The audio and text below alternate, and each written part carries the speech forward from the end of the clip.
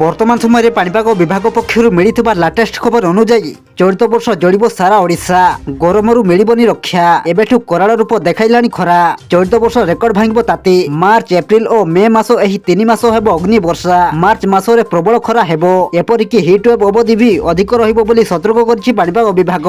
February आरंभ न होउनु निजर कराल रूप देखाइलानी खरा। उपरमुआ हेलानी पारद। दिन तापमात्रा 32 डिग्री पाखापाखि पहुंचिलानी।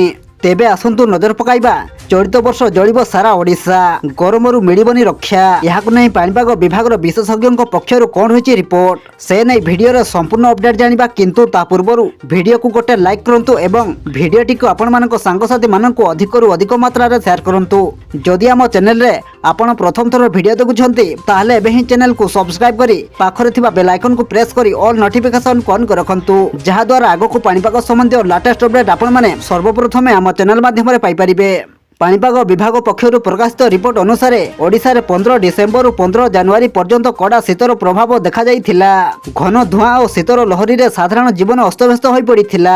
एही समय रे दिनर सर्वोच्च तापमात्रा 15 रु 17 डिग्री सेल्सियस मध्य रे रहुथिबा बेले रातिर सर्वनिम्न तापमात्रा 3 डिग्री तळकु मध्य खसी जाइथिला।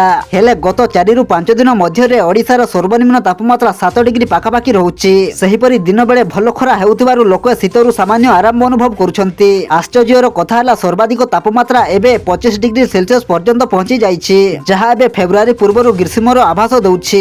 एही हठात तापमात्रा परिवर्तनर प्रमुख कारण होउछि दुर्बल पश्चिमा झड़। साधारणतः शक्तिशाली पश्चिमा झड़ आसिले उत्तर भारत रे वर्षा आरंभ हेबा सह पहाड़िया अंचल रे बरफ पड़ी थाए, जहा शीत को बढ़ाई देई थाए। किंतु एथर पश्चिमा झड़ दुर्बल हेउथिबारु सठिक भाबरे वर्षा हेउ नाही। बादल और कुहुडी नथिबारु सूर्य किरण सीधा सड़क भूमि रे पडुछि, फଳରେ दिनर तापमात्रा वृद्धि पाउछि। बुधवार दिन ओडिसा रो सर्वनिम्न तापमात्रा 7.7 डिग्री एवं सर्वाधिक तापमात्रा 24.2 डिग्री सेल्सियस रेकर्ड करा जाइछि। पाणीपाग विभाग पक्षरु मिलिथिबा सूचना अनुसार आगामी दिन रे हलुका वर्षार संभावना थिले मध्य कोड़ा शीत फेरिबार आशंका कम। आसंता एक सप्ताह मध्य रे दुईटी पश्चिमा झड़ सक्रिय हेबाकु जाउछि, जहार प्रभाव साधारणतः पहाड़िया अंचल रे देखा जिवो।